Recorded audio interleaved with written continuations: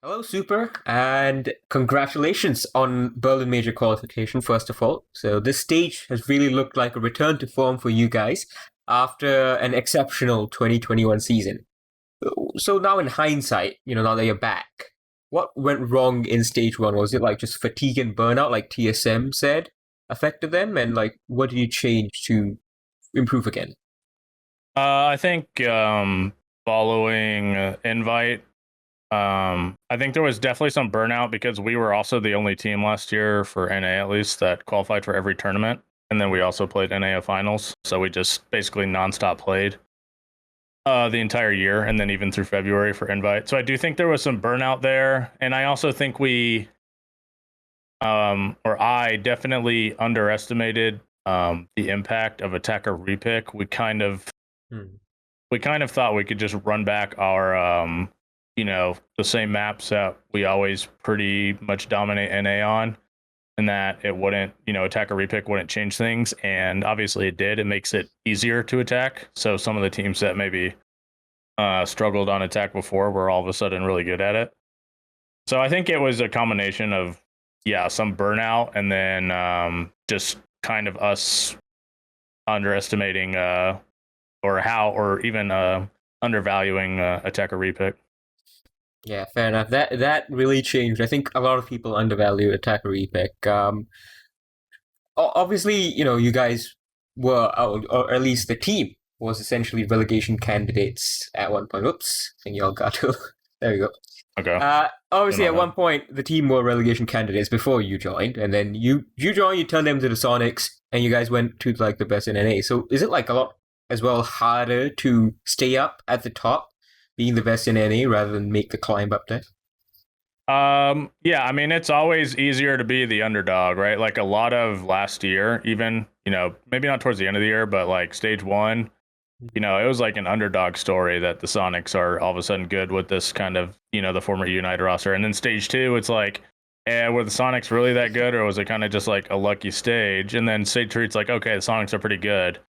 So I think it's always easier playing as the underdog. And when you're the favorite going in, I think going into the year, we were the favorite by everyone really to win the league just because we already did it, and TSM are notorious for not being that great within their own region. Yeah. And we are. So we walked into this year as the favorite, and obviously we didn't start out that way, but I kind of think at least stage two, we were clearly probably the best, if not the second best team. Um, our worst loss was 7-5. We had two 8-7 losses. Yeah. We're playing everybody basically as close as you can. Indeed. Now, a little bit about like the team personnel. So before stage two started, you guys, I believe, had said, well, you had said that the roster change was coming if you didn't make the major. So was that obviously you made the major, but do you already have a change in mind, or was it just you stepping away as you already are? I was going to leave no matter what. I informed the Sonics basically as soon as stage two started that I just didn't enjoy playing as much as I once did. Strategically and all that stuff, like I enjoy that, and when it comes to matches, I love competing in the matches, but it's like the grind of practice, and I do probably more than anybody else on any team, just in terms of like I make all of our strats, I make all of our attacks, I make all our defenses, I literally do everything outside of like our analytics.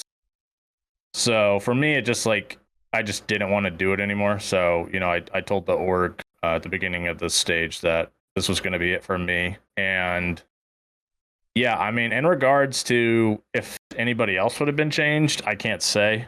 When I said that there will be changes, I was more so referring to myself. But I mean, Right. obviously, the truth is when you're a very successful team coming off a successful year, everybody gets a huge pay bump, right? All the Right. players on Yeah. the team start making a lot more money.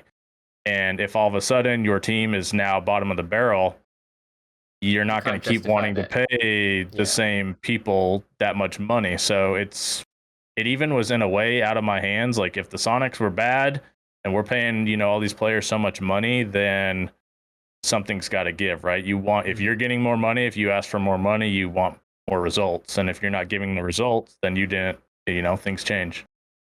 Absolutely, fair enough. But now, of course, as you pointed out, you do pretty much all the strats and the coming up with all that stuff. Obviously, you're a leadership figure in the team as well, in the games, outside of the games.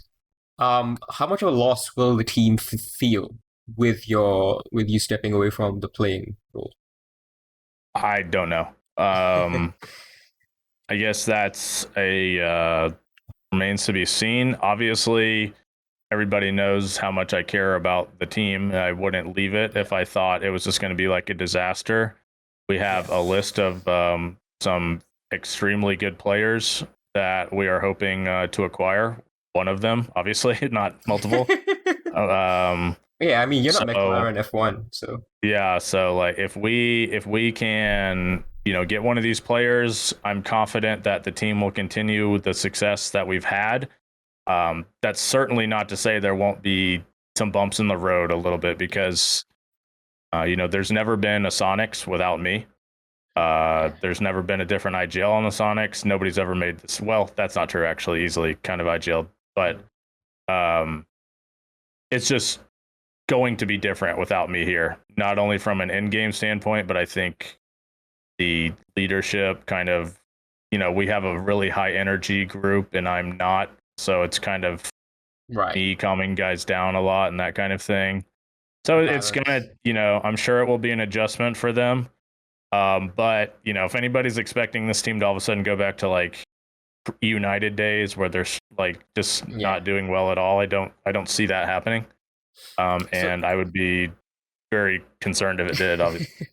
Yeah, I mean, are you targeting an IGL player, if you can say? No. Okay. I think someone internally that'll be IGLing. To be honest, I don't really think you need an IGL anymore. I think attack a repick. Yeah, so I don't want to like go too hard on it, but I think attack a repick for me ruined the game, basically.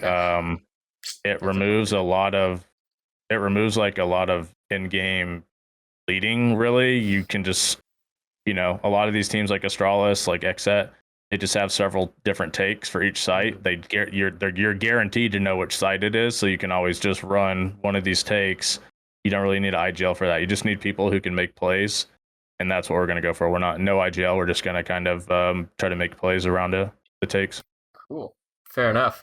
Now, of course, that was a little bit of detour, but back to like the Berlin stuff. So stage 2, super tight field in NAL from first all the way down to ninth, 4 points separating first and ninth. At any point in the season, did it like feel any fear come up like you guys are not going to make it?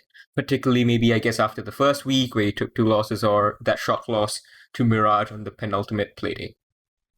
Yeah, after the first week, I would say I was a little concerned, but that I felt like the games were extremely close and that we could have won either one. It was like a 7-8 and then a 7-5. And I think we left rounds on the board in both those matches. So I would say concerned, not alarmed. After the Mirage loss, obviously there's concern there because now you're not guaranteed when we should have been. But I knew we would beat Parabellum, and that Mirage loss isn't like an indication of our team. It's just we're playing a game where we have everything on the line against a team with nothing on the line. And if anybody knows anything about NA, Mirage and scrims are pretty scary. So we just happened to get scrim Mirage that day. Fair enough. So the last time you guys went international at SI, you really brought all the international experience that you learned you got in Mexico and in Sweden that you talked about, and you really brought it to bear. Go where you went top 6. 6 months on, how much of the experience would you say is still valid with all the meta changes with attacker repick? The experience doesn't change ever. Obviously, any experience you get, it's always going to be valuable. You learn how these, the other regions play. You learn how some of the players play, what to expect. You're not going in blind, like we were at our first major, not really knowing what was going to happen. And then our second major, not really being able to deal with the travel that well. And then also, again, kind of darring different teams and stuff. So, yeah, I mean, the metas change, the teams change, how good they are, but the experience is invaluable. It's something that, it's your experience is your experience. Fair enough. So hopefully we'll see you guys pick up right from that SI performance, I guess. And especially when you look at the group that you've got. You got a tough team in FaZe, sure, but you got Sandbox and G2 who are not quite as tough to, I guess, to be a little bit charitable to them. I'm sure you're feeling good about this group draw. I don't really see it that way. I mean, every team at the major is good. That's why they make the major. Every team, in my opinion, is capable of beating every team, right? You show up, and if you don't show up that day, you will lose. If you're, having an off day, you will lose. These teams are teams that can punish you for making mistakes.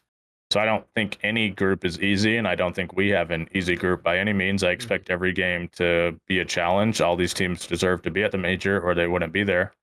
And obviously, we're going to try our best to make it out of groups and go as far as we can in the tournament. Fair enough. So if you win, will you still step down? Because there's a chance NA is the strongest region. You guys are like one of the best teams in NA. Yeah, I mean, I definitely think that we can win. Will you still step down? Regardless of the result, regardless of whether we don't win a game or regardless of whether we win every game, I will not be playing next stage. Fair enough. So, final question. How many people are going to be walking into your bullets at the major? I'm not sure if Caliber Jacob will be there as an analyst, but if he is, probably everyone. If he's not, maybe only about half of them. Fair enough, man. Thanks a lot for your time, Supr. Good luck at the Berlin major and hope you go out with a bang. Thank you.